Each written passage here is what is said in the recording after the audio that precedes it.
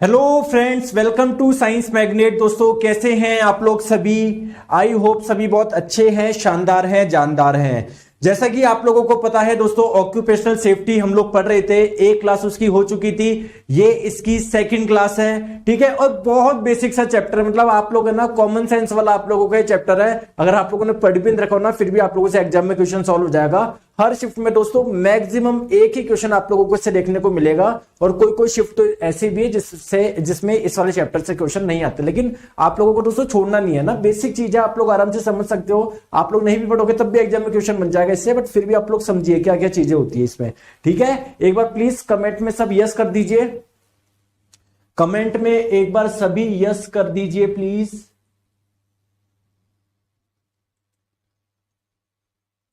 ठीक है।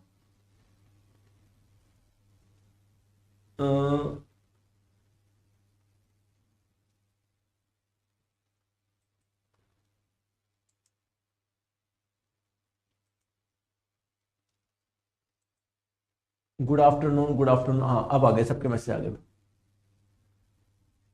चलिए, बहुत बढ़िया, सबके आगे, बहुत बढ़िया। चलिए एक बार कमेंट।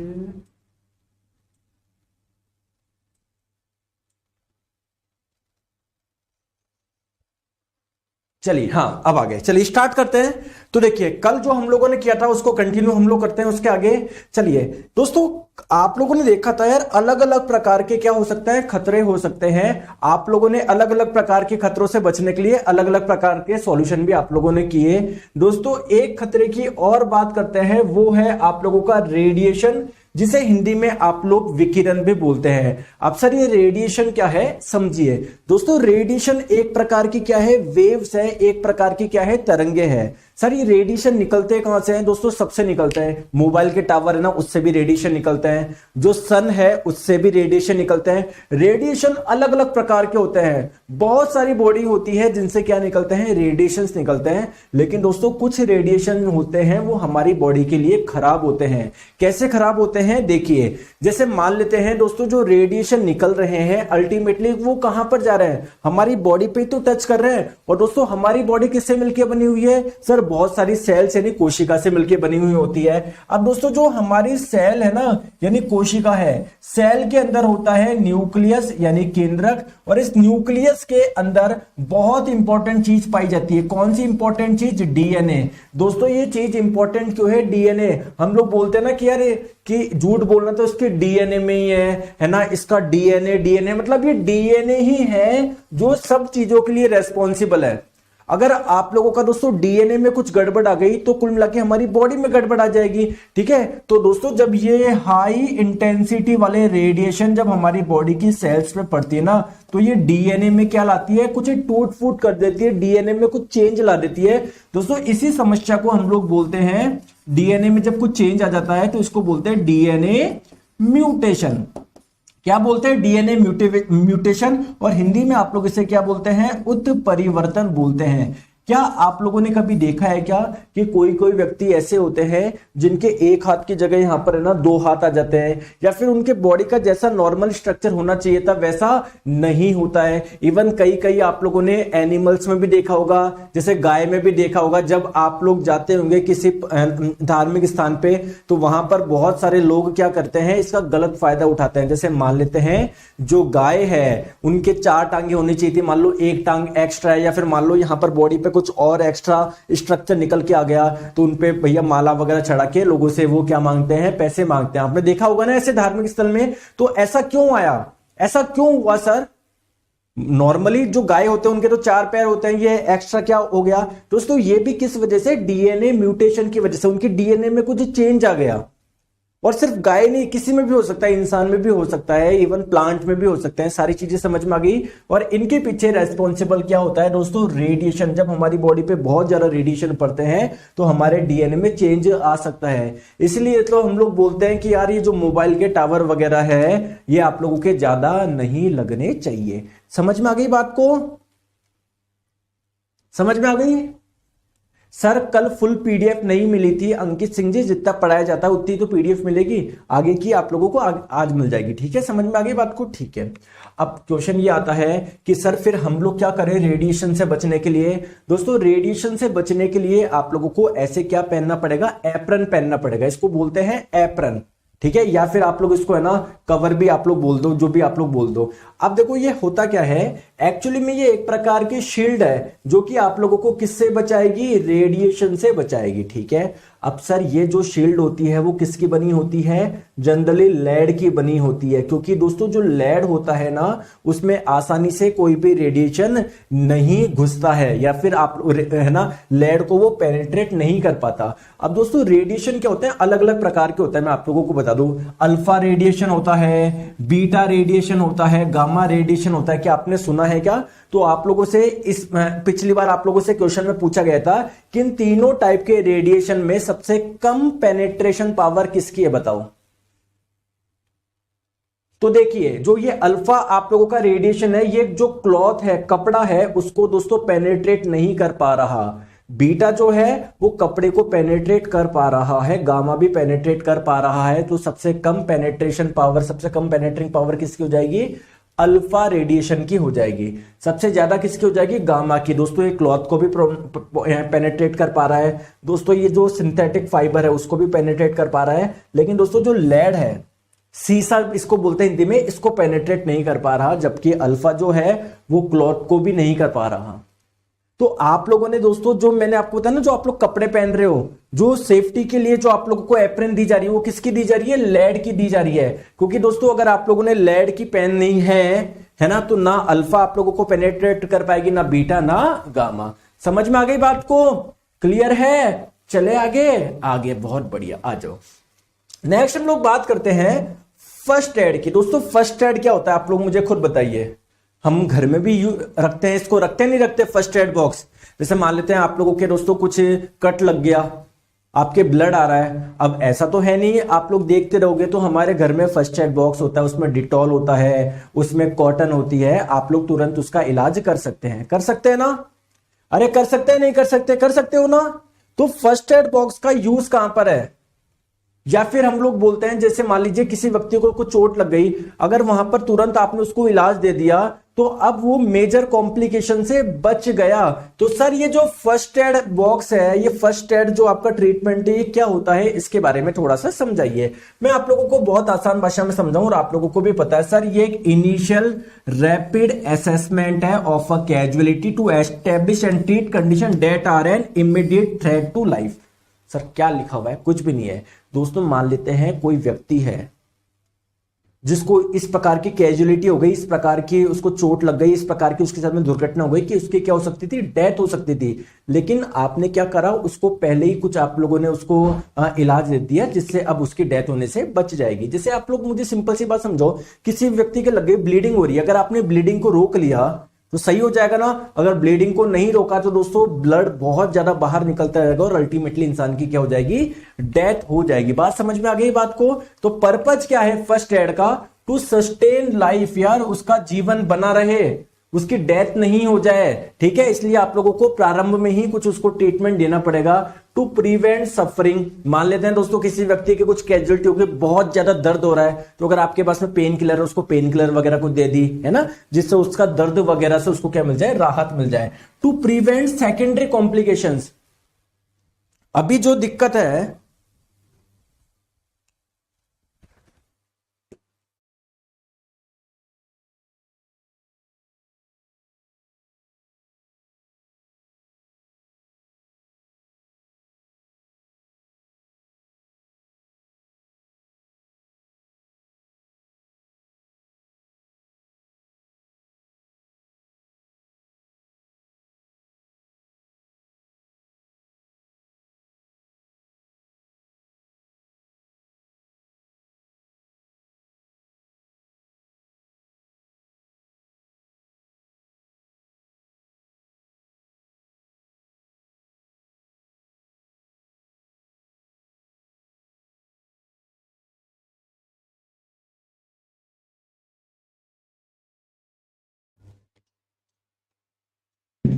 समझ में आ गई बात को। टू प्रिवेंट सेकेंडरी कॉम्प्लिकेशंस का मतलब क्या है दोस्तों, अभी मान लेते हैं अभी कुछ कॉम्प्लिकेशंस है यार दोस्तों, बढ़ के कुछ और कुछ दूसरी बीमारी नहीं हो जाए। जैसे हम लोग बोलते हैं ना कि यार क्या बोलते हैं कि जैसे कोई बोलता है कि यार मेरे है ना थोड़ा सा इन्फेक्शन हो रहा है, हम क्या बोलते हैं डॉक्टर को दिखा ले यार, ये स्किन मतलब है ना बहुत ज्यादा इन्फेक्शन फैल जाएगा, वरना बोलते हैं ना तो सेकेंडरी कॉम्प्लिकेशंस ना हो जाए तो आप लोग तुरंत ही क्या कर दे, उसका इलाज प्रोवाइड करा दे। ओके ठीक है। नेक्स्ट हम लोग बात करते हैं to promote a speedy recovery. अगर आप लोगों ने पहले उसका कुछ इलाज कर दिया छोटा मोटा तो उसकी रिकवरी होगी ना वो जल्दी हो जाएगी, वरना क्या पड़े दिक्कत इतनी ज्यादा हो जाए कि फिर रिकवरी में भी क्या करे बहुत ज्यादा आप लोगों का समय लगे। समझ में आ गई बात को, ठीक है। To prepare for further medical treatment, आप लोगों ने जैसे मान लेते हैं उसको कोई चीज हुआ, आपने भी फर्स्ट एड देके उसको तुरंत उसका इलाज चालू कर दिया, क्योंकि आप लोग हॉस्पिटल लेके जाते हैं वो भी वही कार्य करते, तो आपने स्टार्टिंग में कुछ कर दिया जिसकी वजह से जो फर्दर जो मेडिकल ट्रीटमेंट होगा उसके लिए आप लोगों ने पहले से उसको क्या कर दिया, तैयार कर दिया।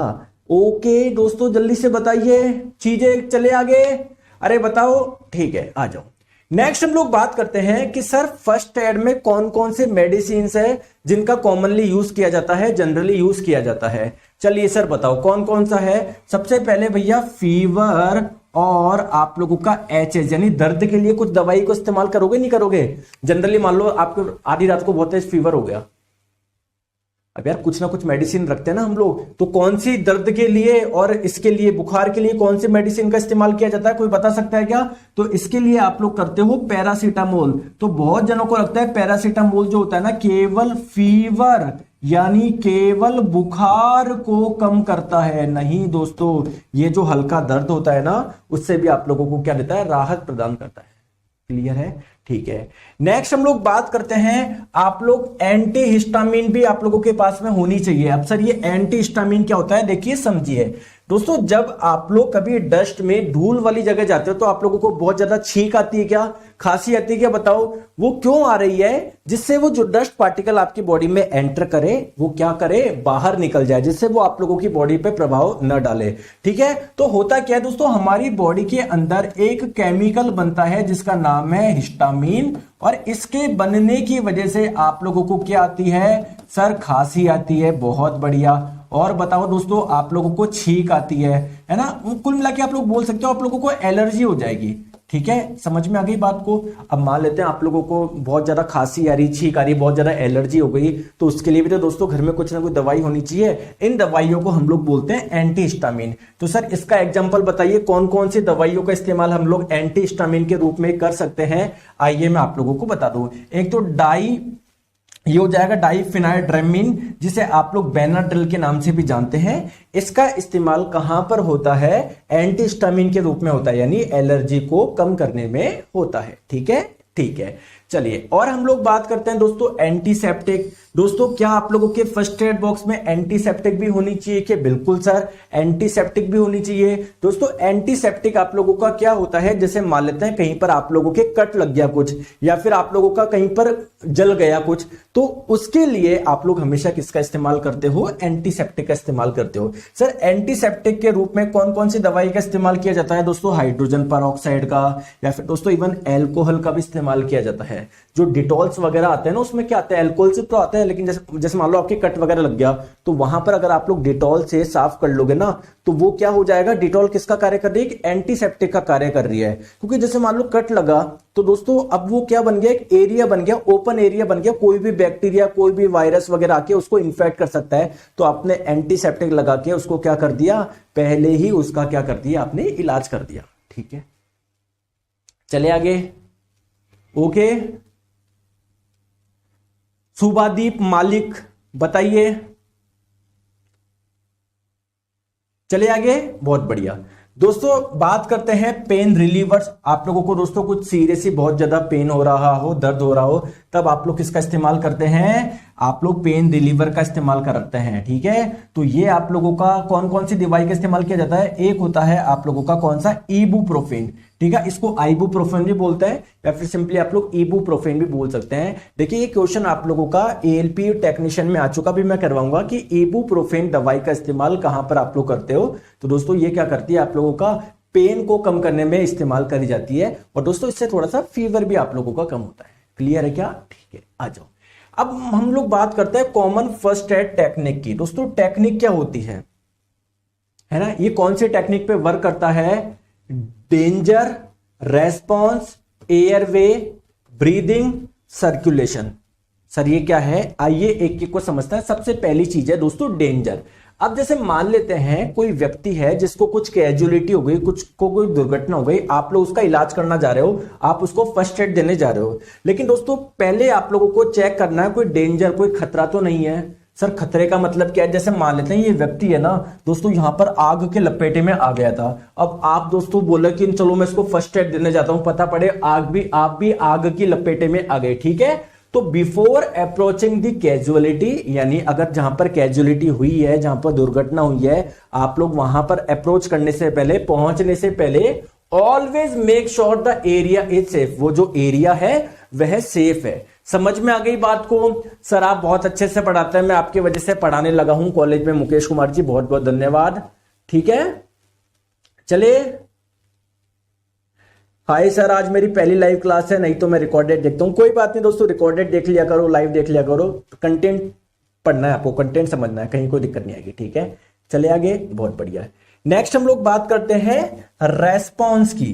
देखो आप लोगों को अब क्या टेक्निक यूज करनी है? रेस्पॉन्स। आपको चेक करना है कि जिसको कैजुअलिटी हुई है वो रेस्पॉन्स कर रहा है या नहीं कर रहा। यार आपने भैया इलाज देना स्टार्ट कर दिया, उसको पता पड़े उसका हो गया था काम। तो फर्स्ट एड में आपको ये सारी टेक्निक है, सारे मेथड है जो आप लोगों को यूज करने हैं कि भैया check if the casualty is responsive और अनरेस्पॉन्सिव। पहले आप लोग चेक करो कि यार वो जो दुर्घटना हुई है वो किस प्रकार की है, रेस्पॉन्सिव या अनरेस्पॉन्सिव। जैसे मान लो किसी को इतनी खतरनाक एक्सीडेंट हो गया, कुछ ऐसा हो गया कि यार वो कुछ रेस्पॉन्स ही नहीं कर रहा, तो चेक करो वो कैजुअलिटी जो ये वो रेस्पॉन्सिव है या अनरेस्पॉन्सिव है। ठीक है, तो इसके लिए क्या करा जाता है? जनरली आप उसके पास से बैठ जाइए हिला के, भाई क्या हुआ, आप सही तो हो ना, बताओ हमें, बताओ क्या हुआ। तो ये चेक करना है आप लोगों को यार। अगर मान लो वो ढंग से बता पा रहा है, हाँ सॉरी मैं गिर गया था, मुझे चक्कर आ गया, तो इट मीन ज्यादा दिक्कत की बात नहीं है। अगर वो बोले कि नहीं, मतलब कुछ आप इतना बोल रहे हो रेस्पॉन्स ही नहीं कर रहा, उसका मतलब बहुत खतरनाक चीज है, आपको तुरंत उसको हॉस्पिटल लेके जाना पड़ेगा। फर्स्ट एड में टाइम वेस्ट मत करो आप लोग। ठीक है, ठीक है, बहुत बढ़िया। नेक्स्ट हम लोग बात करते हैं दोस्तों एयरवे। दोस्तों बहुत इंपॉर्टेंट है एयर वे। वे का मतलब रास्ता, एयर का मतलब वायु। यार एयर वे खुला होना चाहिए, क्योंकि दोस्तों एयर जाएगी उसी से तो ऑक्सीजन जाएगी। तो सर ये कैसे चेक करें? आप लोग हाथ लगा के देख लो कि जो एयर है वो प्रॉपर्ली जा रही नहीं जा रही। एयर वे को चेक करना है यार, क्योंकि दोस्तों अगर उसका एयर वे अटक गया ना, मतलब एयर वे खराब हो गया, मतलब कुल मिला के अंदर एयर नहीं जा रही, तो फिर बहुत दिक्कत हो जाएगी यार। समझ गए? चलिए नेक्स्ट बात करते हैं ब्रीदिंग। ठीक है, आप लोगों को चेक करना है क्या कि ब्रीदिंग नॉर्मल तो हो रहा है ना। अगर कोई दिक्कत आ रही है तो उसको सीपीआर दो। सीपीआर का मतलब क्या होता है? चेस्ट जो होता है ना, चेस्ट यहां पर उसको कंप्रेस किया जाता है, चेस्ट को कंप्रेस किया जाता है। क्लियर है? ठीक है, आ जाओ। अब हम लोग बात फिर circulation.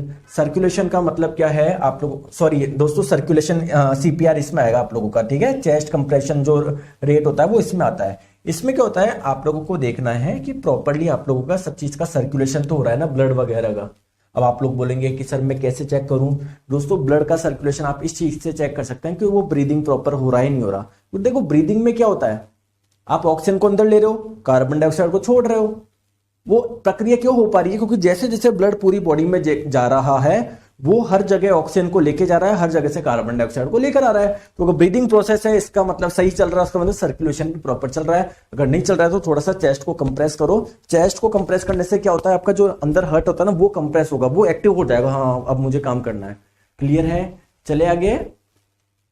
Ranjit Kumar ji, sir basic science में केमिस्ट्री का कोई टॉपिक होगा क्या? नहीं दोस्तों, बेसिक साइंस एंड इंजीनियरिंग में आप लोगों को सिलेबस चेक करो, पता पड़ जाएगा। उसमें ना केमिस्ट्री आती है ना बायोलॉजी आती है। ठीक है, चलो आ जाओ।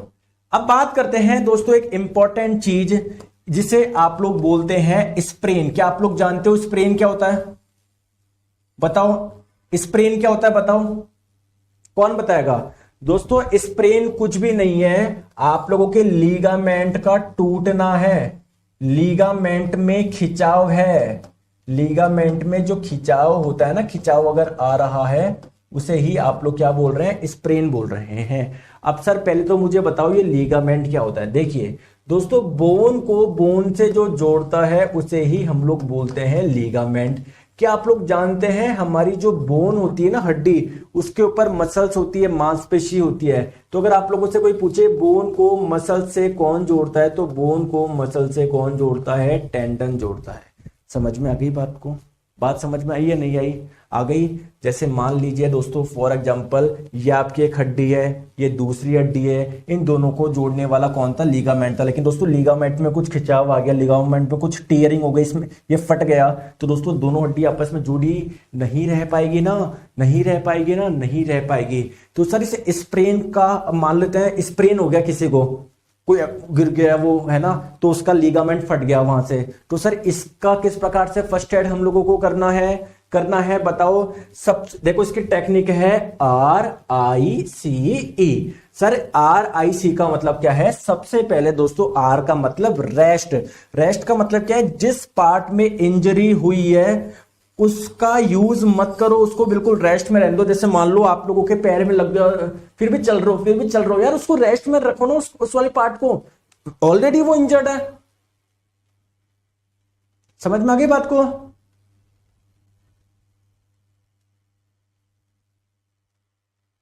क्लियर है? चले आगे, ठीक है। नेक्स्ट हम लोग बात करते हैं आइस। दोस्तों जहां पर आप लोगों को लगा है लिगामेंट में कुछ प्रॉब्लम हो गई है, वहां पर क्या लगाओ दोस्तों? आइस लगाओ, बर्फ लगाओ। वहां पर क्या लगाओ? बर्फ लगाओ, जिससे वहां पर ठंडक का एहसास हो, वहां पर ठंडक हो, चीजें है ना आप लोगों की, और ज्यादा वहां पर सूजन ना आए। तीसरी इंपॉर्टेंट चीज कंप्रेस। कंप्रेस क्यों कर रहे हो? जैसे मान लो यहां पर लग गई तो उसको प्रॉपरली आप लोग क्या कर दो, पट्टी से आप लोग कंप्रेस कर दो, जिससे सूजन नहीं आए, क्योंकि सूजन आएगा तो वो फैलेगा। तो आपने पहले से दबा दिया, फैलने की जगह नहीं दे रहे, सूजन आप लोगों की आएगी ही नहीं। ठीक है। नेक्स्ट हम लोग बात करते हैं एलिवेट। जैसे मान लेते हैं एलिवेट का मतलब होता है उठाना। जैसे पैर में आप लोगों के लग गई तो इसको आप लोगों का ये हर्ट जो होता है आपका इस लोकेशन पे ना, तो हर्ट से कुछ ऊंचाई पर आप लोग इसको रख दो। ठीक है, 6 से 10 इंच आप लोग रख दो हर्ट से। क्यों सर? ऐसा क्यों सर? अरे क्यों सर, कौन बताएगा क्यों रखा है आपने ऊंचाई पे? क्योंकि दोस्तों आपका हार्ट का कार्य है ब्लड का सप्लाई करना, सप्लाई करना, सप्लाई। अब आपने ऊंचाई पे रख दिया तो ब्लड वहां पर प्रॉपर्ली नहीं पहुंच पाएगा। दोस्तों आप लोगों की पूरी बॉडी में क्या होते हैं? न्यूरॉन्स होते हैं, और उन्हीं में सेंसेशन होता है। तो यहां पर जब ब्लड पहुंचेगा ही नहीं, आपको सेंसेशन नहीं होगा, आप लोगों को यहां पर दर्द का एहसास नहीं होगा। समझ रहे हो बात को? वरना बहुत ज्यादा आप लोगों को पेन का एहसास होगा। सर एएलपी में, रेलवे में बायोकेमिस्ट्री नहीं पूछता क्या? बताए सर। अरे एएलपी सौरभ सिंह जी, आपने नाम रख रखा है एएलपी और पता नहीं बात पता कुछ है नहीं, या तुम बेवकूफ आदमी हो क्या? जो एएलपी होता है, टेक्नीशियन जो होता है, उसके 2 स्टेज होते हैं। एक तो सीबीटी 1 पहले पास करना पड़ता है, फिर सीबीटी 2 पास करना पड़ता है। ठीक है, सीबीटी 1 में आता है आपका general science, physics, chemistry, biology. CBT 2 में आता है बेसिक साइंस एंड इंजीनियरिंग, जिसमें आता है occupational safety, lever and machine, engineering, drawing, है ना, मोशन। समझ लो बात को? पता नहीं यार, 1000 बार चीजें बता चुका हूं, वही चीज। ठीक है, अब ये चीज समझ में आ गई आपको? आ गई? ठीक है दोस्तों, आप लोगों से पिछली बार एएलपी में क्वेश्चन पूछा गया था कि जो स्प्रेन का फर्स्ट एड होता है उसमें ई का मतलब क्या होता है। तो ई का मतलब क्या हो जाएगा? एलिवेट हो जाएगा। अभी करवाऊंगा क्वेश्चन, टेंशन ना लो आप लोग। ठीक है, चलिए अब दोस्तों कुछ हम लोग बात करते हैं सेफ्टी साइंस की, या फिर सेफ्टी सिंबल्स की हम लोग बात करते हैं। जैसे देखो, पहले तो हम लोग बात करते हैं दोस्तों, आप लोगों ने बहुत जगह ऐसे सिंबल देखा होगा जो कि एक सर्किल में होता है। दोस्तों ऐसे सिंबल को हम लोग क्या बोलते हैं? Regulatory symbol. रेगुलेटरी सिंबल क्या बोलते हैं? रेगुलेटरी सिंबल, यानी नियंत्रक चिन्ह इनको हम लोग बोलते हैं। ठीक है दोस्तों, बहुत सारे सिंबल्स ऐसे होते हैं जो कि आप लोगों के क्या होते हैं? इस शेप के होते हैं, है ना, आप लोगों के रेक्टेंगल शेप के होते हैं, स्क्वायर शेप के होते हैं। ऐसे सिंबल को बोलते हैं इंफॉर्मेशन सिंबल, यानी वो कुछ ना कुछ आप लोगों को क्या दे रहे होंगे? सूचना दे रहे होंगे। ठीक है दोस्तों, कुछ आप लोगों ने सिंबल्स देखे होंगे जो आप लोगों के किस में होंगे? ट्राइंगल में होंगे, त्रिभुज में होंगे। वो कैसे सिंबल होते हैं? वो वार्निंग वाले होते हैं। वार्निंग का मतलब क्या है? जो आप लोगों को क्या दे रहे हैं? वार्निंग दे रहे हैं। आइए सर समझते हैं एक एक करके। दोस्तों अगर आप लोग कहीं पर इस टाइप का सिंबल देखें, है ना, सर्कुलर है और ग्रीन का है, तो इसका मतलब क्या है, वो कैसा सिंबल है, वो किस चीज का होता है, परमिशन का। वो आप लोगों को परमिशन दे रहे हैं, ठीक है भैया यहां पर जा सकते हो। ठीक है, आप लोगों ने बहुत जगह ऐसे सिंबल देखा होगा, सर्कुलर होता है, रेड कलर का होता है और बीच में ऐसा होता है। इसका मतलब क्या है, प्रोहिबिशन, वहां पर जाना मना है, मना है। क्लियर है, ठीक है दोस्तों। आप लोगों ने कई बार ऐसे सिंबल देखे होंगे सर्कुलर, बीच में क्या है आप लोगों का ब्लू कलर का, इसका मतलब मैंडेटरी, वो चीजें जरूरी है आपको करना है। ठीक है, जैसे मान लो किसी ऑफिस में आप लोग जा रहे हो, पास में आप लोगों का वो लगा हुआ है हाथ धोने का और उसके ऊपर ये सिंबल लगा हुआ है, इसका मतलब जरूरी है भैया हाथ धोना। क्लियर है, ठीक है। चलिए बात करते हैं दोस्तों, रेक्टेंगल में अगर आप लोगों का रेड है तो ये आप देखो, रेक्टेंगल वाला कौन सा हो जाएगा आप लोगों का, जो क्या देगा, कुछ ना कुछ इंफॉर्मेशन देगा। तो अगर कहीं पर ये सिंबल है रेड कलर का, तो ये आपका provide information on fire equipments, ये आप लोगों को जानकारी दे रहा है किसके बारे में, फायर के बारे में। ठीक है, ग्रीन वाले का मतलब क्या है, फर्स्ट एड के बारे में जानकारी दे रहा है, ब्लू के बारे में कुछ जनरल वो दे रहा है। ठीक है, समझ में आ गया दोस्तों। अगर कोई ये त्रिभुज है रेड शेप का अंदर कुछ भी नहीं भरा हुआ, तो ये किसका आप लोगों को वार्निंग दे रहा है, डेंजर की। दोस्तों अगर कोई त्रिभुज है जिसके अंदर येलो कलर का भरा हुआ है, वो आप लोगों को जानकारी दे रहा है कॉशन की। कॉशन मतलब सावधानी, सावधानी बरतो भैया, सावधानी बरतो, सावधानी बरतो। जैसे आप लोग कभी किसी मॉल में जाते हो और मॉल में मान लो अगर सफाई चल रही है ना वहां पर, तो वहां पर ऐसा बोर्ड लगा देते हैं कॉशन, क्या लिख देते हैं उसके आगे, वेट फ्लोर, फ्लोर जो है भी गीला है, ध्यान से चलो। दोस्तों अगर मान लो कहीं पर मोबाइल के टावर है, बहुत ज्यादा रेडिएशन है, तो वहां पर आप लोगों के ऐसे सिंबल लगाए जाते हैं, है ना, ट्रायंगल होता है, येलो कलर का होता है, उसके ऊपर रेड कलर की आउटलाइन होती है। ठीक है, तो ये रेडिएशन का रिस्क को बताता है। ठीक है, समझ में आ गई दोस्तों, बताओ जल्दी से, आ गई बात समझ में। ठीक है, अब कुछ मैं आप लोगों को प्रोहिबिशन साइन के और मैं आपको एग्जांपल देता हूं। जैसे मान लो कहीं पर है ना प्रोहिबिशन साइन ऐसा होता है रेड कलर का, उसमें बीच में ये प्रोहिबिशन का मतलब नहीं करना है। जैसे मान लो इसके बीच में स्विमिंग का लगा देंगे, इसका मतलब वहां पर स्विमिंग अलाउ नहीं है। क्लियर है क्या। जैसे मान लो कहीं पर एक नल लगा हुआ है बट वहां पर है ना रेड कलर के सिंबल में अंदर डाल दिया, इसका मतलब हो जाएगा नॉट ड्रिंकिंग वाटर, पानी मत पियो। समझ में आ गई। तो ये अलग अलग टाइप के क्या होते हैं आप लोगों के साइंस होते हैं। ठीक है, अब दोस्तों बात करते हैं टाइप ऑफ सेफ्टी की। ये लास्ट आपका टॉपिक है, इसके बाद में मैं आप लोगों को क्वेश्चन करवाऊंगा किस प्रकार के क्वेश्चन पूछे गए हैं। टाइप ऑफ सेफ्टी कौन सी हो जाएगी दोस्तों, जनरल सेफ्टी। एक हो जाएगा आप लोगों का पर्सनल सेफ्टी, मतलब खुद का ध्यान रखो आप लोग। एक हो जाएगा आप लोगों का मशीन सेफ्टी, यार जो आप लोगों को मशीनरी दिए गए हैं, जो आपको औजार दिए गए हैं, उनका भी तो ध्यान रखना का उनमें टूट फूट हो जाए। ठीक है, आ जाइए एक एक के बारे में समझते हैं। सबसे पहले मशीन सेफ्टी के बारे में समझते हैं। देखो मशीन सेफ्टी का मतलब क्या है, मतलब क्या क्या चीज करनी है आप लोगों को। रीड का मतलब क्या है, कोई भी आपको औजार दिया जा रहा है या कोई भी आप लोगों को चीज दी जा रही है इसको यूज करने का, तो पहले उसका जो मैनुअल्स है, जो उसका आप लोगों की जानकारी है, उसको ध्यान से देखो आप लोग। जैसे कहीं भी आप नई टीवी खरीदते हो तो उसके साथ में उसका मैनुअल आता है या नहीं आता, आता है ना, बिल्कुल। दोस्तों वियर का मतलब क्या है, जो भी आप लोग इक्विपमेंट्स यूज कर रहे हो उससे रिलेटेड जो भी चीज जो आपको पहननी चाहिए वो जरूर आप लोग पहने। ठीक है, तीसरी यूज गार्ड एंड इंटरलॉक्स। समझ में आ गया दोस्तों, गार्ड को आप लोग यूज करिए, इंटरलॉक को आप लोग यूज करिए। इंटरलॉकिंग का मतलब क्या है, बहुत आसान भाषा में आप लोगों को समझाता हूं। जैसे मान लो कभी आप लोगों ने देखा है क्या, बहुत ऊंची ऊंची जो इमारतें होती है, जब उनपे पेंट होता है ना, तो जब पेंटर करते हैं ना तो वो अपने से रस्सी बांध लेते हैं क्या, कि बाई चांस अगर स्लिप भी हो गए ना तो नीचे नहीं आए, वो इंटरलॉक हो जाए वहीं पर।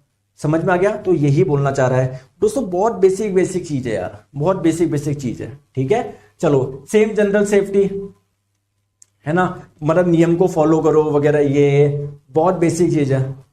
ठीक है, सेम आप लोगों की पर्सनल सेफ्टी प्रोसीजर को फॉलो करो, प्रॉपर आप लोग की लिफ्टिंग टेक्निक का यूज करो। लिफ्टिंग टेक्निक का मतलब क्या, अगर कोई चीज को उठाने के लिए आपको कोई टेक्निक दी गई है तो उसका इस्तेमाल करो। जरा 30 मार का नहीं बनो, ये तो मैं हाथ में ले चलूंगा, हाथ में लिया गलती से छूट गया तो पैर पे नहीं गिरेगा क्या, बात को क्लियर है क्या। फोकस रह के कार्य करो भैया, कार्य कर रहे हो दिमाग में कुछ और चल रहा है, वो मुझे क्यों छोड़ के गई, मैंने उसका क्या बिगाड़ा था, ऐसे चल, तो ऑब्वियसली आपके काम पे प्रभाव पड़ेगा। तो ये सारी की सारी चीजें आप लोगों को ध्यान रखना है। आइए दोस्तों बिना टाइम वेस्ट करे हुए प्रीवियस ईयर क्वेश्चंस करते हैं जो इस वाले चैप्टर के पूछे गए थे। जैसा कि मैंने आपको बताया हर शिफ्ट में मुश्किल से एक क्वेश्चन मिलेगा, बहुत सारी शिफ्ट तो ऐसी भी जहां पर इस वाले चैप्टर से क्वेश्चन ही नहीं आया। चलो आइए बताओ क्वेश्चन में क्या बोला जा रहा है, dash radiation has limited penetration ability, कि इनमें से कौन सा रेडिएशन ऐसा है जिसकी पेनेट्रेशन पावर काफी लिमिटेड है, बहुत कम है, भेदन क्षमता काफी कम है। कितनी कम है कि आप लोग, it is usually stopped bye clothing, आप लोग उसको कपड़ों से रोक लोगे। तो आपको मैंने 3 टाइप के रेडिएशन के बारे में बताया था, alpha radiation, beta radiation, gamma radiation, जहां पर मैंने बताया था आप लोगों को कि जो अल्फा रेडिएशन है वो आप लोगों के उनकी पेनेट्रेशन पावर काफी कम होती है, कपड़े से भी आप लोगों के रुक जाएंगे। ठीक है, समझ में आ गया बात को? ठीक है, चलो जल्दी से मुझे कमेंट करके बताएंगे जो एप्रिन आप लोगों को पहनना है रेडिएशन से बचने के लिए, वो एप्रिन किसका बना होना चाहिए? आप लोग क्या बोलोगे? लेड का बना होना चाहिए, क्योंकि ये अल्फा को भी रोक लेगा, बीटा को भी रोक लेगा और गामा को भी रोक लेगा। बहुत बढ़िया। चलिए दोस्तों नेक्स्ट क्वेश्चन आपकी स्क्रीन पे, dash is a antibiotic that fights bacteria, इनमें से कौन सी एक एंटीबायोटिक है? दोस्तों एंटीबायोटिक क्या होती है, मैं आइए आपको समझाता हूं। एंटीबायोटिक वो दवाइयां होती है जो बैक्टीरियल इंफेक्शन से आपको बचाती है। आपके मान लो कुछ बैक्टीरिया से कुछ डिजीज हो गई आपकी बॉडी में, तो उनसे लड़ने के लिए आप लोग किन दवाई का इस्तेमाल करते हो? एंटीबायोटिक का। दोस्तों क्या आंसर आपका आइबुप्रोफेन होगा क्या, या इबुप्रोफेन होगा क्या? बताओ। नहीं सर, ये क्या कर रहा था सर? ये तो पेन को कम करता है, थोड़ा बहुत फीवर भी कम कर लेता है सर, ये तो नहीं होगा। एमोक्सिसिलिन होगा क्या? बिल्कुल दोस्तों, एमोक्सिसिलिन एक बैक्टीरिया से जो इन्फेक्शन हो जाता है उससे बचने के लिए आप लोगों की जाती है। Correct answer option number B हो जाएगा। ठीक है, ये आप लोग ध्यान रखना। अब ये 2 आप लोगों को और दिए गए हैं, इनका फंक्शन क्या है आइए समझते हैं। सबसे पहले समझते हैं एटोरवास्टेटिन का क्या है। दोस्तों जो कार्डियोवास्कुलर डिजीज होती है ना, हृदय संबंधी बीमारी होती है, उसमें देते हैं डॉक्टर ये। ठीक है, ऑब्वियसली फर्स्ट एड में थोड़ी यूज करोगे यार, ये तो बहुत हाई लेवल वाली दवाई हो गई। एक आपको ऑप्शन में दिया होता है क्लोनाजेपैन। ठीक है, क्लोनाजेपैन, तो ये क्या करता है दोस्तों, आप लोगों मान लो किसको एंजाइटी डिसऑर्डर है, स्ट्रेस बहुत ज्यादा रहता है ना, तब आप लोग ये वाली क्या करोगे, मेडिसिन का इस्तेमाल करोगे। क्लियर है क्या? ठीक है, अंकित सिंह जी सर कल की पीडीएफ फाइल को चेक करना, वो पूरी नहीं मिली, कोई बात नहीं, मैं चेक कर लूंगा अंकित जी, परेशान मत होइए। ठीक है, चलिए नेक्स्ट क्वेश्चन आपकी स्क्रीन पे। दोस्तों इनमें से कौन आपके डीएनए को नुकसान पहुंचा सकता है? दोस्तों रेडिएशन, आयनाइजिंग रेडिएशन। आयनाइजिंग का मतलब क्या है दोस्तों? जितने भी रेडिएशन होते हैं ना उसके अंदर क्या होते हैं? आयंस होते हैं, आयंस होते हैं। क्लियर है? तो correct answer option number C हो जाएगा। नेक्स्ट क्वेश्चन क्या बोला जा रहा है, देखो, dash protection must be Warne when ever noise level exceed the noise exposure standard. बोला जा रहा है इनमें से कौन सी चीज हम लोगों को पहननी चाहिए, यूज करनी चाहिए जब नॉइज लेवल बहुत ज्यादा हो जाए? तो आई वाला, फुट वाला, हेड, किसको बचाना है, किसको प्रोटेक्ट करना है? सिर को क्या, फुट को, पैर को, आंख को? अरे हियरिंग, मतलब बताया था ना वो कुछ ऐसे वो लगता है हेडफोन टाइप का। ठीक है, करेक्ट आंसर आपका ऑप्शन नंबर ए हो जाएगा। ठीक है, चलिए, सेफ्टी बूट्स और shoes must be worn in designated area to protect your dash from falling object. बताओ क्या क्वेश्चन पूछ रहा है? बोला जा रहा है सेफ्टी बूट्स कब पहनने चाहिए, आपके किस भाग को बचाने के लिए पहनने चाहिए? इससे क्या सेफ होगा यार? आपके फुट होंगे, ऑप्शन नंबर सी हो जाएगा। ठीक है, good housekeeping is fundamental to. दोस्तों अगर हाउसकीपिंग अच्छे रखोगे, सामान को प्रॉपर्ली मैनेज करके रखोगे, इससे क्या होगा, क्या होगा? सेफ्टी अच्छी रहेगी यार, ऑब्वियसली बात है, गुड सेफ्टी। क्योंकि सामान बीच वगैरह में रहोगे तो आप लोग होगा, आप जाओगे टकरा के गिर नहीं जाओगे क्या आप लोग यार? ठीक है, चलिए नेक्स्ट क्वेश्चन आप लोगों से बोला जा रहा है कि जो फर्स्ट एड बॉक्स होता है ना, उसमें बहुत कॉमन दवाई जिसका इस्तेमाल किया जाता है इबुप्रोफेन। तो कब लेना चाहिए बताओ,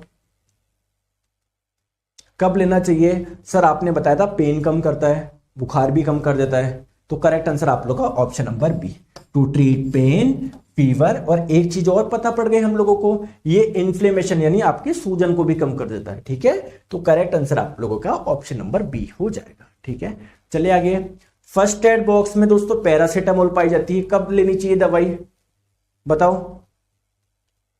तो मैंने आपको बताया दोस्तों, एक तो फीवर को आप लोगों का कम करता है, और क्या करता है, ये जो माइल्ड पेन होता है ना, थोड़ा मॉडरेट लेवल का पेन होता है, उसको भी कम कर देगा। Correct answer option number D हो जाएगा। बताइए दोस्तों, क्लियर है? चलिए आगे, चलिए बताओ